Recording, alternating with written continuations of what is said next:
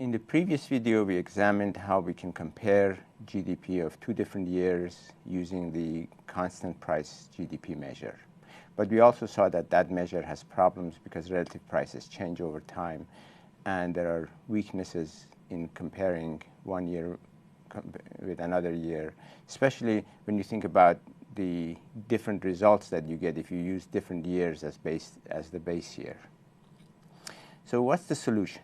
And here's the solution that seems to be working and seems to produce better results. You could keep changing the base year. For each year, you use the previous year as the base year and calculate the GDP level of each year in a way that is very closely comparable with the previous year, and then do this for every single year. Find a series of growth rates from one year to the next. That could help reduce the error because the base prices are changing. But then we face a problem, how to compare years that are not consecutive. By using the previous year as the base year, we're diminishing the errors that we cause, especially over long periods of time, but we need to figure out how to compare two non-consecutive years. And we do this by using this chain of growth rates that we found from one year to the next and building on it, for example, starting from GDP of one particular year, let's say 2015, finding out how much real GDP increased in 2016 compared to 2015. And once we find out what's the GDP of 2017 compared to 2016, we can then figure out how much growth we've experienced in two consecutive years and find out what the GDP of 2017 is compared to 2015. Let me show you this with an example. Let's go back to the example we had before, the economy with beer and pizza. And we've calculated this nominal GDP. Now we want to find the real GDP using the chain rule measure, the way I described to you, calculating GDP of each year based on the prices of the previous year. So we start with 2013 in this example. We take those prices, calculate the GDP of 2014 using the base year prices. We get, in this example, we get $100 as GDP. This number that we've found here, the 100, is comparable to the nominal GDP of 2013 because both are based on the same set of prices.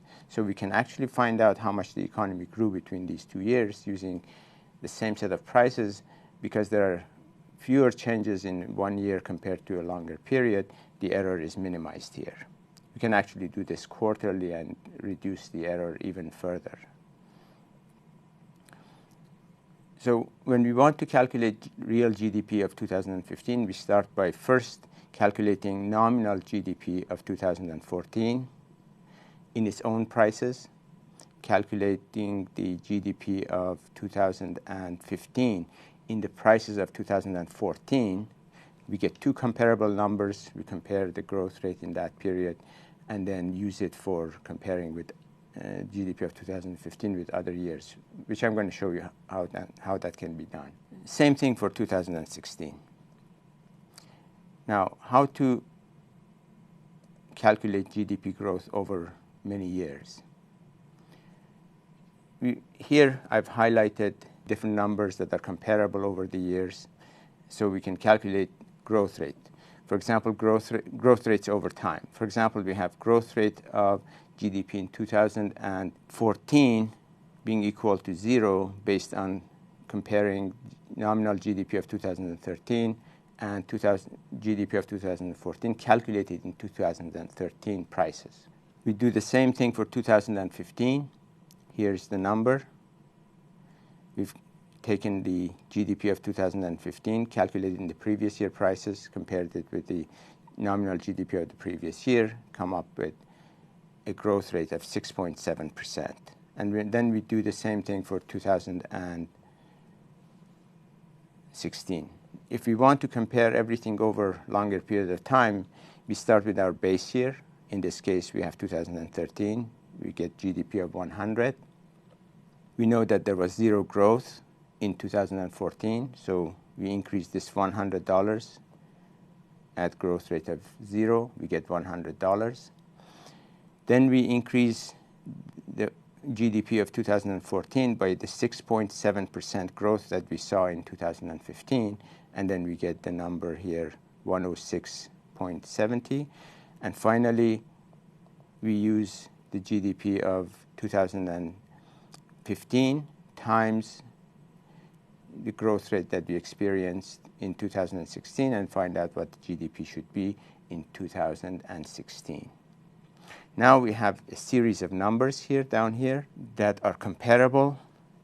They are all in terms of the dollars of 2013 and only increase by the real growth rates from one year to the next or one period to the next. This new measure is called GDP in constant dollars as opposed to constant prices. We are keeping the purchasing power of the dollar equal to what it was in 2013 in our base year and calculate GDP of every year in terms of those dollars, in terms of purchasing power of the dollar in that base year.